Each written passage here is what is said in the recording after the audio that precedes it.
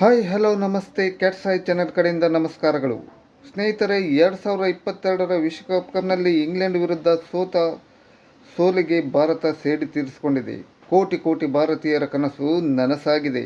T20 ವಿಶ್ವಕಪ್ನಲ್ಲಿ 20 ತಂಡಗಳಿಂದ ಪ್ರಾರಂಭವಾದ ಈ ಟೂರ್ನಿ ಈಗ 4 ತಂಡಗಳ ಸಮರಕ್ಕೆ ಸಜ್ಜಾಗಿದ್ದು, ಸೌತ್ ಆಫ್ರಿಕಾ ಅಫ್ಘಾನಿಸ್ತಾನ್ ತಂಡವನ್ನು ಸೋಲಿಸಿ ಫೈನಲ್ಗೆ ತಲುಪಿದೆ.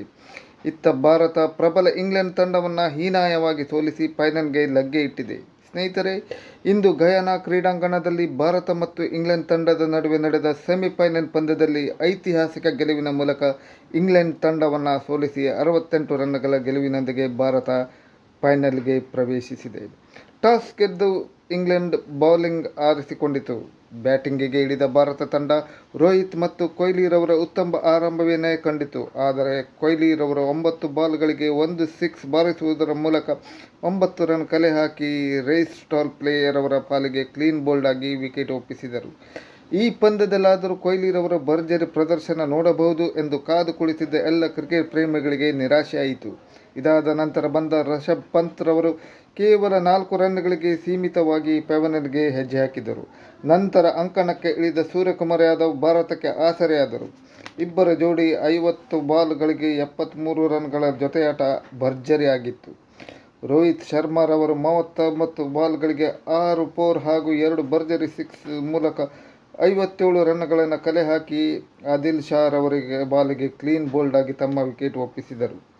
ಸೂರ್ಯಕುಮಾರ್ ಯಾದವ್ 36 ಬಾಲ್ಗಳಿಗೆ 47 ರನ್ಗಳನ್ನು ಗಳಿಸಿ ತಮ್ಮ ವಿಕೆಟ್ ಒಪ್ಪಿಸಿದರು. ನಂತರ ಅಂಕಣಕ್ಕೆ ಇಳಿದ ಹಾರ್ದಿಕ್ ಪಾಂಡ್ಯ ತಮ್ಮ ಭರ್ಜರಿ ಪ್ರದರ್ಶನದೊಂದಿಗೆ 13 ಎಸೆತಗಳಿಗೆ 23 ರನ್ಗಳನ್ನು ಸತತ 2 ಸಿಕ್ಸ್ನೊಂದಿಗೆ ಕಲೆ ಹಾಕಿ ಔಟಾದರು.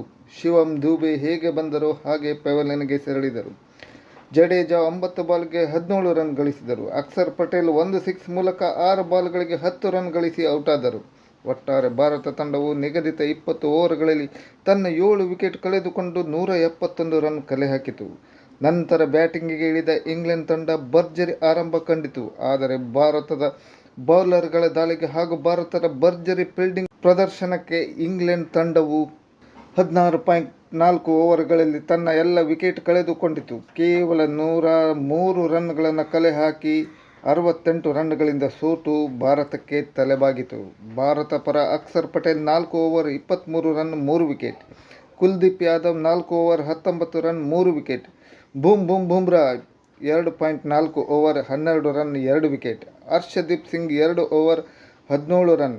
Ravindra Jadeja 3 over 16 run. Hardik Pandya 1 over 14 run ನೀಡುವುದರ ಮೂಲಕ ಭರ್ಜರಿ 68 ರನ್ಗಳ ಜಯ ಸಾಧಿಸಿ ಫೈನಲ್ಗೆ ಹೆಜ್ಜೆ ಇಟ್ಟಿದೆ.